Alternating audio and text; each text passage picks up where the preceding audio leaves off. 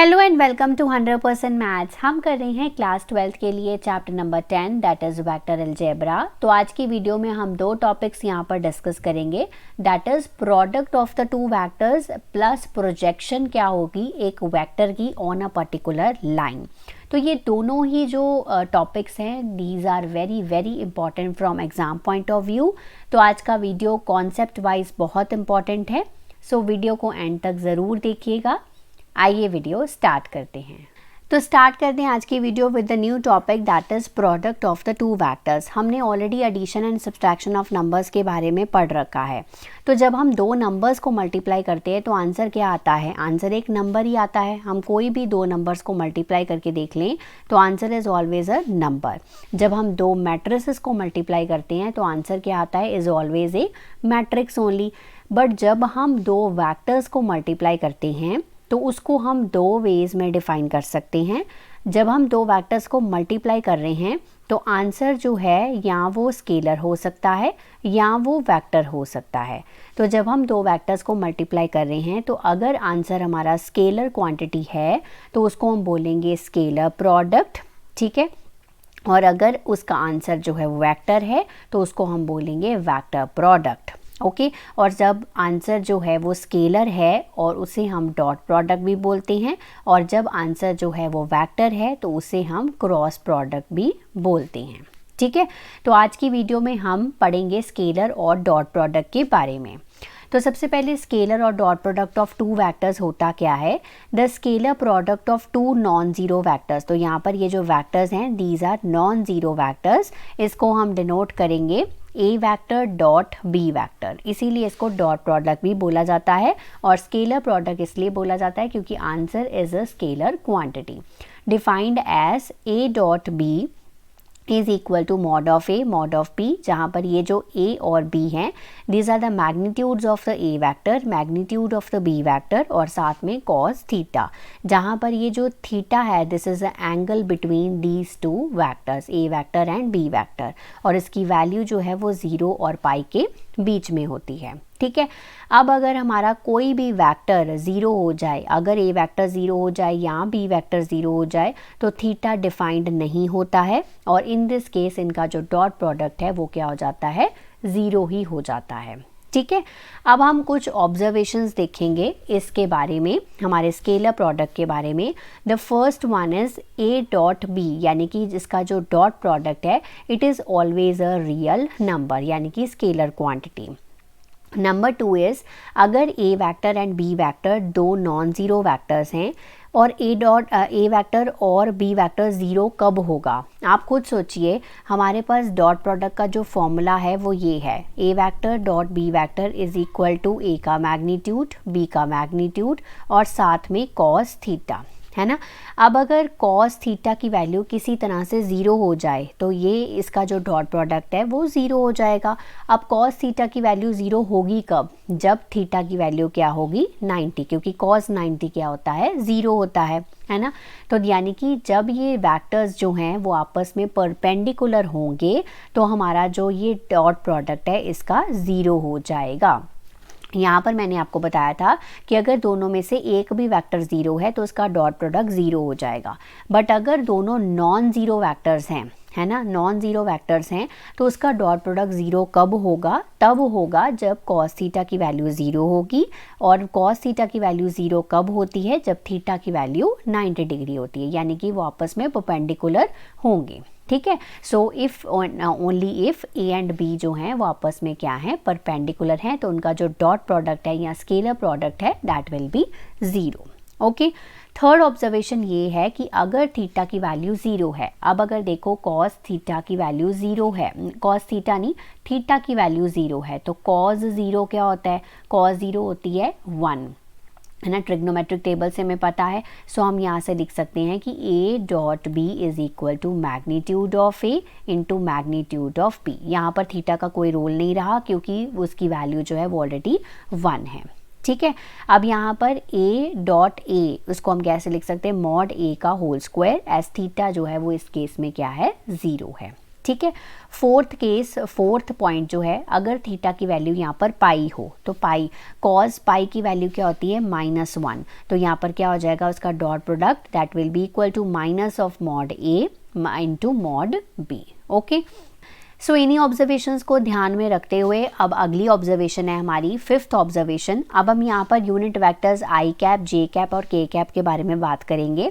यहाँ पर देखो आई कैप इंटू आई कैप, हम यहाँ पर सेम वेक्टर्स की बात कर रहे हैं, तो यहाँ पर जो कॉस थीटा है उसकी वैल्यू कितनी है, थीटा की वैल्यू क्या है, 0 है।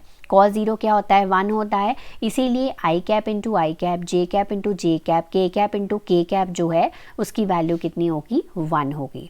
अब हम डिफरेंट वेक्टर्स की बात करें, आई कैप इंटू जे कैप इंटू के कैप इंटू आई कैप, तो ये आपस में क्या है, परपेंडिकुलर हैं तो इनके मतलब बीच में 90 डिग्री का एंगल है, तो कॉस 90 की वैल्यू कितनी होती है, 0। सो इसकी वैल्यू कितनी हो जाएगी, 0 हो जाएगी। ठीक है, तो ये जो चीज़ें हैं वो हमें याद रखनी है क्योंकि आगे काम आएंगी।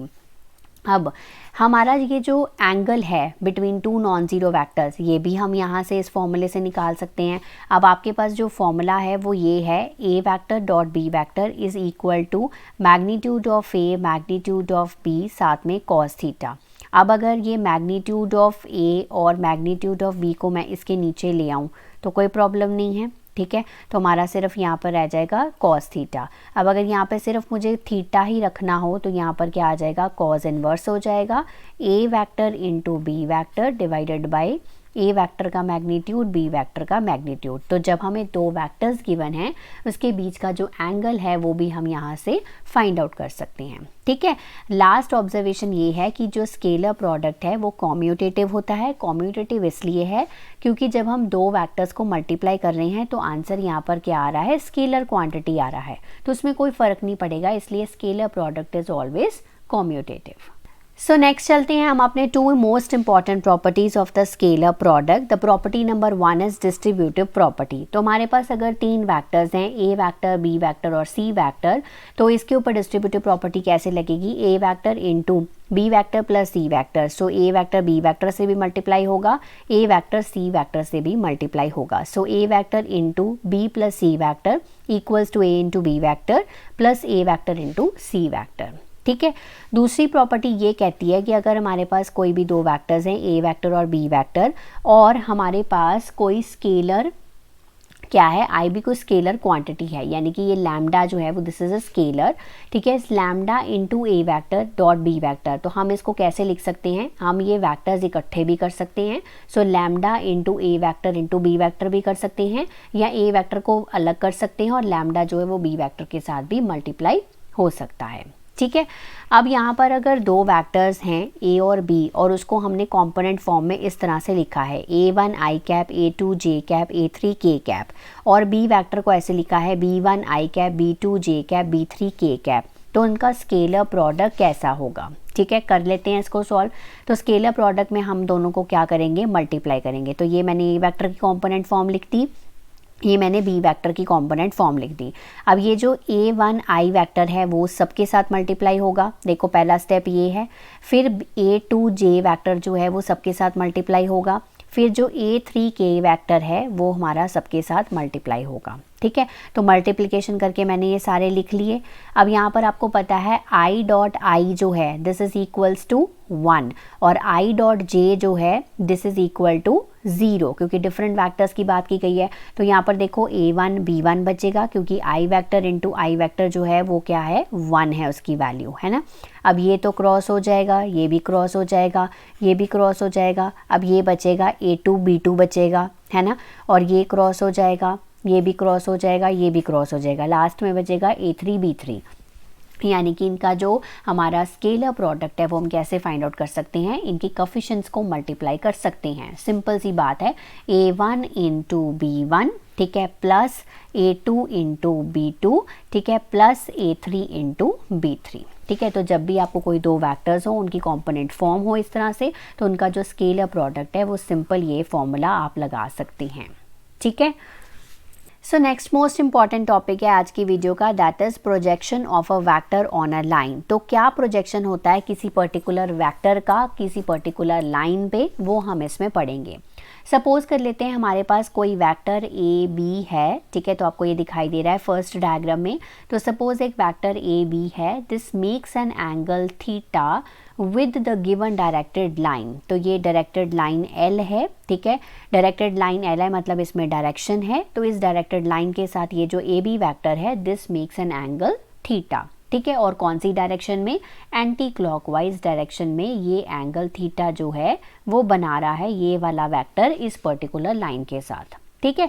तो अब इसकी प्रोजेक्शन क्या होगी, तो projection of A B vector on line L जो है वो क्या होगी, ये पी दिख रही है आपको, ये पी, ये प्रोजेक्शन होगी, है ना। तो ये जो पी वैक्टर है this is a projection of जो वैक्टर है ए B on the line L, okay, with the magnitude, किस मैग्नीट्यूड के साथ, मैग्नीट्यूड ए बी वैक्टर और साथ में एंगल क्या है, कॉस थीटा है, ठीक है। और डायरेक्शन क्या होगी of the P, direction P vector की क्या होगी, सेम हो सकती है या ऑपोजिट हो सकती है to the line L, depending upon कि ये जो थीटा है वो हमारा पॉजिटिव है या नेगेटिव है, ठीक है। एक बार मैं फिर से आपको बता देती हूँ, ये हमारा वेक्टर है, ठीक है, और इस लाइन के साथ, ये डायरेक्टेड लाइन एल के साथ ये एंगल थीटा बना रहा है। ये जो पी वेक्टर है this is a projection of the A B vector on the line L, ठीक है, और किस मैग्नीट्यूड के साथ, ए बी वैक्टर का मैग्नीट्यूड और साथ में कॉस थीटा एंगल, और डायरेक्शन जो है वो डिपेंड करेगी इस थीटा पे कि ये पॉजिटिव है या नेगेटिव है, ठीक है। सेम हो सकती है direction of P vector, same हो सकती है या ऑपोजिट हो सकती है to that of the line L, okay. अब ये जो वेक्टर P है, ठीक है, हम किसी तरह से भी ले सकते हैं। अब जो थीटा है वो 0 to 90 के बीच में है तो इस तरह से लेंगे, जब 90 to 180 के बीच में है तो इस तरह से लेंगे, और जब हमारा 180 to 270 के बीच में है तो इस तरह से लेंगे। और ये पूरा ही लेना है हमेशा, क्या कौन सी डायरेक्शन में लेना है, हमेशा एंटी क्लॉकवाइज डायरेक्शन में लेना है।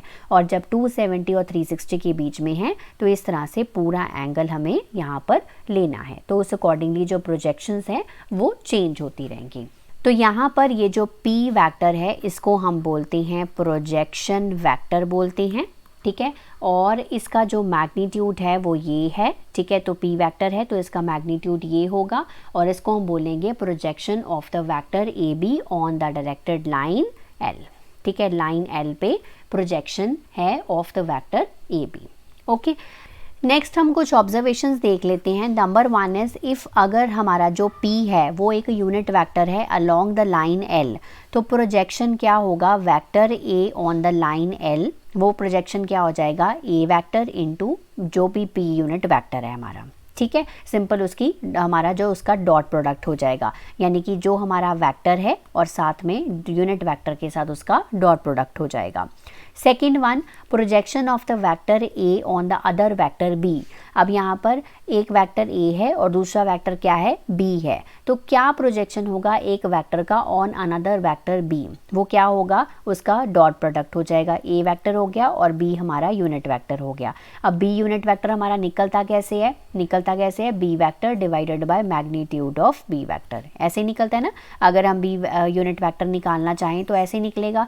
बस यही जो फॉर्मूला है वो यहाँ पर पुट कर दिया उन्होंने, A vector into B vector divided by B vector का मैग्नीट्यूड। और आप इसको इकट्ठा भी कर सकते हो, A vector into B vector कर सकते हो, यानी कि स्केलर प्रोडक्ट हो गया डिवाइडेड बाय उसका मैग्नीट्यूड होगा। तो जब आप क्वेश्चंस करोगे ना तो आपको बिल्कुल ये क्लियर हो जाएगा, डोंट वरी अबाउट दैट, ठीक है। नंबर 3 इज अगर थीटा जो है वो हमारा 0 है तो प्रोजेक्शन वेक्टर जो है of A B will be the A B itself, ठीक है। और अगर थीटा जो पाई है तो प्रोजेक्शन वेक्टर उसका क्या हो जाएगा, बी ए वेक्टर, उल्टा हो जाएगा मतलब, ठीक है। अगर थीटा 0 है तो सेम रहेगा, थीटा अगर पाई है तो उल्टा हो जाएगा। फोर्थ आ जाएगा, अगर थीटा की वैल्यू 90 है या 270 है तो वहाँ पर प्रोजेक्शन वेक्टर 0 वेक्टर होगा। तो एज क्लियर ही है, क्योंकि कॉस थीटा हमारा एंगल है तो कॉस 90 की वैल्यू भी 0 होती है और कॉस 270 की वैल्यू भी 0 होती है। सो इसलिए अगर थीटा π/2 है या 3π/2 है तो उस केस में वहाँ पर प्रोजेक्शन जो है that will be a 0 vector. But अगर थीटा 0 है तो सेम होगा ए बी इटसेल्फ, और अगर थीटा पाई है तो वहाँ पर प्रोजेक्शन वेक्टर क्या हो जाएगा, उल्टा हो जाएगा, नेगेटिव हो जाएगा, ठीक है, क्योंकि कॉस पाई की वैल्यू जो है वो क्या होती है, -1 होती है, ठीक है, तो I hope the concept is clear. ठीक है, तो जिसके बेसिस पे अब हम सॉल्व करेंगे एक्सरसाइज 10.3। तो अब स्टार्ट करते हैं एक्सरसाइज 10.3। फर्स्ट क्वेश्चन है यहाँ पर हमारा, find the angle between the two vectors A and B. तो एंगल आपको फाइंड आउट करना है विद द मैग्नीट्यूड्स √3 एंड 2। तो मतलब ए वेक्टर का जो मैग्नीट्यूड है that is given √3, B vector का जो मैग्नीट्यूड है that is given 2 respectively having, और उनका जो स्केलर प्रोडक्ट है वो हमें गिवन है वहाँ पर √6। तो यहाँ पर हम फॉर्मूला लगाएंगे। सो स्केलर प्रोडक्ट को कैसे हम फॉर्मूला लगाते हैं, ए वेक्टर इंटू बी वेक्टर का मैग्नीट्यूड, साथ में क्या आ जाएगा cos थीटा आ जाएगा। अब यहाँ पर √6 हो गया, यहाँ पर √3 हो गया, यहाँ पर 2 हो गया, और cos थीटा हमें, थीटा की वैल्यू मतलब हमें निकालनी है। So √6 divided by √3 into 2 is equal to cos theta. इसको अब सॉल्व करने के लिए हमें ये जो √6 है इसको तोड़कर लिखना होगा। तो हम इसको √3 इंटू √2 भी लिख सकते हैं, और इसको √3 इंटू 2 ही लेने देते हैं। हम यहाँ पर √3 और √3 तो कैंसिल हो गया। अब यहाँ पर बचा √2, और नीचे वाले जो 2 है इसको मैं √2 इंटू √2 भी लिख सकती हूँ। सो यहाँ पर √2 और √2 कैंसिल हो गया। सो cos थीटा की वैल्यू आ गई यहाँ पर 1/√2। ओके, अब यहाँ पर कौन से cos की वैल्यू जो है वो 1/√2 होती है, दैट इज़ cos π/4, cos 45 की value. So cos theta is equal to cos π/4। So theta की वैल्यू आ गई यहाँ पर π/4 यानी कि 45 डिग्री, राइट। तो ऐसे आपको ये क्वेश्चन को सॉल्व करना है। नेक्स्ट चलते हैं क्वेश्चन नंबर 2 पे, find the angle between the two vectors. अब ये दो वैक्टर्स हैं, इसके बीच का एंगल हमें यहाँ पर ढूंढना है। सो लेट अस सपोज कर लेते हैं ए वेक्टर जो है this is i cap minus 2j cap plus 3k cap, और दूसरा वेक्टर है B vector 3i cap minus 2j cap plus k cap. अब क्या करना है हमें यहाँ पर, हमें जो फॉर्मूला है उसके अकॉर्डिंगली क्या क्या चाहिए, हमें इसका एक तो स्केलर प्रोडक्ट चाहिए, दूसरा उसका मैग्नीट्यूड्स भी चाहिए। ठीक है, तभी हम एंगल्स जो हैं वो फाइंड आउट कर पाएंगे। तो चलिए पहले मैग्नीट्यूड्स हम फाइंड आउट कर लेते हैं। सो मैग्नीट्यूड्स कैसे करते हैं, इनके जो कोफिशिएंट्स होते हैं उनका होल स्क्वायर करते हैं। सो 1 का स्क्वायर माइनस 2 का स्क्वायर 3 का स्क्वायर। ठीक है, so this is equal to 1 + 4 + 9 that is equal to √14। अब यहाँ पर बी वेक्टर का मैग्नीट्यूड भी फाइंड आउट करेंगे, 3 का स्क्वायर प्लस माइनस 2 का स्क्वायर प्लस 1 का square equals to 9 + 4 + 1 that is equal to √14। ठीक है, तो मैग्नीट्यूड्स ए वेक्टर और बी वेक्टर का आ चुका है। अब हमें सिर्फ और सिर्फ क्या फाइंड आउट करना है, दोनों का स्केलर प्रोडक्ट। स्केलर प्रोडक्ट के लिए मैंने क्या बताया था आप लोगों को, इनके जो कोफिशिएंट्स हैं आप उनको मल्टीप्लाई कर सकते हो। सो इसका कोफिशिएंट है 1 और इसका कोफिशिएंट है 3। सो 1 × 3 हो गया। ठीक है, प्लस -2 × -2 -2 × -2 -2 × -2 एंड 3 × 1। तो ये हो गया 3 + 4 + 3, 4 + 3 7 + 3 कितना हो गया 10। अब हमारे पास सारी चीज़ें अवेलेबल हैं, इसकी वैल्यू 10 है, इसकी वैल्यू कितनी है √14 है, √14 है cos theta. So 10 is equal to √14 × 14, ये हो गया 14 cos theta. So 10/14 is equal to cos theta. 2 के टेबल पे कैंसिल करेंगे तो 5/7 आ जाएगा। सो cos को उधर ले जाते हैं। So cos inverse 5/7 is equal to theta. So ये आ गई यहाँ पर एंगल की वैल्यू। नेक्स्ट चलते हैं क्वेश्चन नंबर 3 पे, find the projection of the vector i cap minus j cap on the vector i cap plus j cap. तो यहाँ हम मान लेते हैं कि ये हमारा वेक्टर a है i cap minus j cap, और ये हमारा वेक्टर b है i cap plus j cap. तो हमें क्वेश्चन में क्या पूछा गया है कि हमें projection of vector a on the vector b, ये हमें यहाँ पर कैलकुलेट करना है। तो वो क्या होता है, हमारा a वेक्टर और साथ में b यूनिट वेक्टर। तो हम इसको कैसे लिख सकते हैं, a vector b unit vector का फॉर्मूला क्या होता है, हम यूनिट वेक्टर कैसे फाइंड आउट कर सकते हैं, b vector divided by B vector का मैग्नीट्यूड, यही है ना, यहाँ पर ऐसे ही आएगा। अब यहाँ पर a vector into B vector को इकट्ठा कर लेते हैं डिवाइडेड बाय बी वेक्टर का मैग्नीट्यूड। बी वेक्टर का मैग्नीट्यूड हम यहाँ पर साइड पे निकाल लेते हैं। बी वेक्टर का मैग्नीट्यूड क्या आ जाएगा, यहाँ पर 1 का स्क्वायर प्लस 1 का स्क्वायर दैट इज़ √2। और दूसरी चीज़ हमें दोनों का स्केलर प्रोडक्ट चाहिए, तो दोनों का स्केलर प्रोडक्ट कैसे निकालेंगे, उनकी कोफिशिएंट्स को मल्टीप्लाई करके। सो 1 into 1 plus 1 into minus 1 into 1। सो 1 माइनस 1 कितना हो गया, 0। यानी कि इनका जो डॉट प्रोडक्ट है वो क्या आ रहा है, यहाँ पर 0 आ रहा है। सो यहाँ पर वैल्यूज पुट करो, 0 डिवाइडेड बाई √2, यानी कि हमारा जो प्रोजेक्शन है वो क्या है, यहाँ पर 0 है। ओके, नेक्स्ट क्वेश्चन नंबर 4 पे चलते हैं। सेम तरह से करना है आपको ये वाला क्वेश्चन भी। सो वेक्टर ए को मान लिया है i cap plus 3j cap plus 7k cap, और बी वेक्टर हो गया हमारा 7i cap minus j cap plus 8k cap. तो आपको ये ध्यान रखना है किस वेक्टर की प्रोजेक्शन किस वेक्टर पे है, ठीक है। तो यहाँ पर वो गलती नहीं होनी चाहिए। सो प्रोजेक्शन ऑफ यहाँ पर निकाल रही हैं vector A on the vector B, ठीक है। सो यहाँ पर ए वेक्टर और साथ में B unit vector. So A vector into unit vector कैसे निकलता है, B vector divided by magnitude of B vector, right. So यहाँ पर A vector into B vector यानी कि स्केलर प्रोडक्ट हो गया divided by magnitude of B vector. तो बी वेक्टर का यहाँ पर मैग्नीट्यूड हम निकाल सकते हैं 7 का स्क्वायर प्लस माइनस 1 का स्क्वायर प्लस 8 का स्क्वायर, ये हो गया 49 प्लस 1 प्लस 56। तो 49 प्लस 1 50, 50 प्लस हमारा 56, ये हो गया हमारे पास 114, रूट 114 आ गया। सो अब हम इसका डॉट प्रोडक्ट निकाल लेते हैं। सो डॉट प्रोडक्ट कैसे निकाल लेंगे, इनकी कोफिशिएंट्स को मल्टीप्लाई करके। इसका कोफिशिएंट कितना है, 1 है। सो 1 into 7 plus 3 into minus 1 plus 7 into 8, तो ये हो गया 7 माइनस 3 प्लस 56। 4 प्लस 56 कितने हो गए, 60। तो इसमें वैल्यूज पुट करो, 60 आ गया डॉट प्रोडक्ट डिवाइडेड बाय 114 का रूट। तो ये हमारा क्या बन गया, projection of the vector A on the vector B. तो ये इसका क्वेश्चन का आंसर है।